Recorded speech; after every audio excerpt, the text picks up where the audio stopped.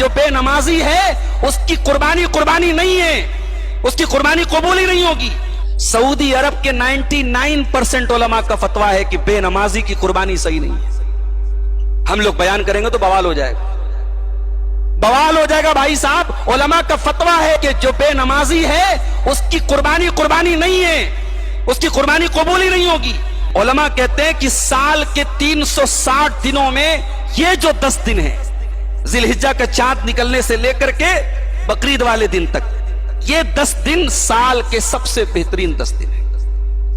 رمضان کا مہینہ بھی ان 10 دنوں کا مقابلہ نہیں کر سکتا، معاف کیجیے۔ رمضان کے آخری عشرے کی 10 راتوں کی فضیلت ہے، لیکن دن یہ 10 افضل ہے۔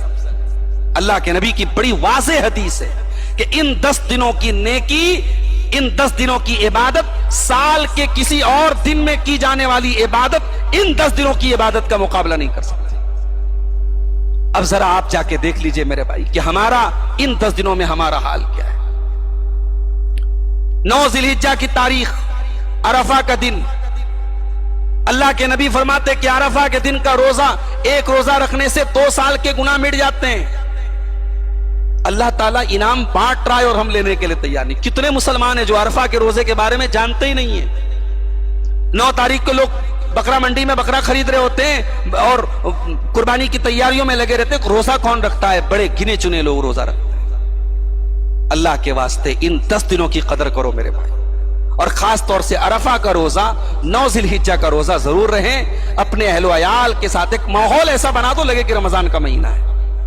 سارے گھر والوں کو سحری میں اٹھاؤ، پورا اہتمام کرو روزے کا، ایسا لگے کہ ہاں یہ اللہ کے رسول کا، یعنی اتنی فضیلت تو کسی روزے۔ 2 سال، 1 سال آئندہ اور 1 سال پچھلے 2 سال کے گناہ مٹ جاتے ہیں عرفہ کے روزے سے۔ تو قربانی کا جو مقصد ہے وہ آج ہم بھول گئے میرے بھائی۔ اللہ نے کہا فَلَهُ أَسْلِمُوا، اللہ کے فرما بردار بن جاؤ۔ صرف جانور کے گلے پر چھری چلانا یہ آسان کام ہے، لیکن مکمل فرما بردار بننا یہ مشکل کام ہے۔ آج قربانی شو آف کی چیز بن گئی، ریاکاری کی چیز بن گئی۔ قربانی کرنے والے اپنے جانوروں کی اتنی نمائش کرتے ہیں، اتنا بینا بانٹتے ہیں، اتنی تشہیر کرتے ہیں کہ اللہ کی پناہ ہے۔ ارے بھائی ٹھیک ہے، کوئی تھوڑا اچھا جانور لے آیا، کچھ تھوڑا اپنی حیثیت کے مطابق کمزور لے آیا، بھائی لاؤ، جو لائے ہو لا کے ذبح کرو، یہ شو آف کیوں کر رہے ہو؟ صاحب میں تو فلاں جگہ سے بکرا لایا، میرا بکرا تو یہ ہے، میرا بکرا تو وہ ہے۔ قربانی معاف کیجئے گا ریاکاری اور نمائش کا بہت بڑا ذریعہ بن چکی ہے سماج میں، اور حالات یہاں تک پہنچ گئے کہ جو لوگ ہر سال قربانی کرتے تھے اب وہ اس ڈر سے بھی قربانی کر رہے ہیں کہ اگر ہم نہیں کریں گے تو سماج کیا کہے گا۔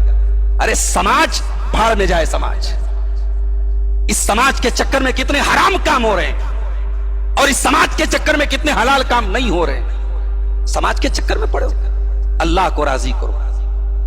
ایک مرتبہ حضرت امیر معاویہ نے حضرت عائشہ کو خط لکھا، کہا اماں عائشہ کوئی نصیحت کر دیجیے، ام المومنین کچھ نصیحت کر دیجیے۔ اماں عائشہ نے جواب میں لکھا وعلیکم السلام ورحمۃ اللہ وبرکاتہ، سلام کا جواب لکھا اور کہا کہ من عائشہ ام المومنین الی ابنہا معاویہ، یہ خط ہے ام المومنین عائشہ کی طرف سے ان کے بیٹے معاویہ کے نام۔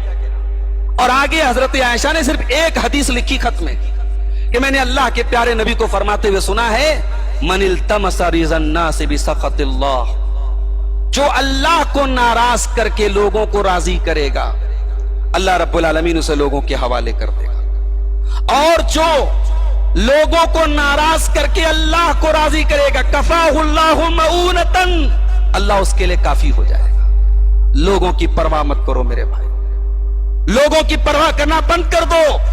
اگر قربانی کی استطاعت ہے تو کرو، اور قربانی کی استطاعت نہیں ہے تو یہ کوئی ریاکاری کی چیز نہیں ہے، کوئی دکھاوے کی چیز نہیں ہے۔ قربانی نہیں کرنے سے آپ کا اسٹیٹس نہیں گھٹ جائے گا، طاقت ہے تو کرو، نہیں ہے تو کوئی مسئلہ نہیں۔ لوگوں نے اسٹیٹس سمبل بنا لیا ہے، فلاں صاحب اتنے بکرے کی قربانی کر رہے ہیں، فلاں صاحب کیا اتنے کا جانور آیا، یعنی قربانی آج اسٹیٹس سمبل بن گئی، لوگوں کی شان دکھانے کا ذریعہ بن گئی۔ شرم آنی چاہیے۔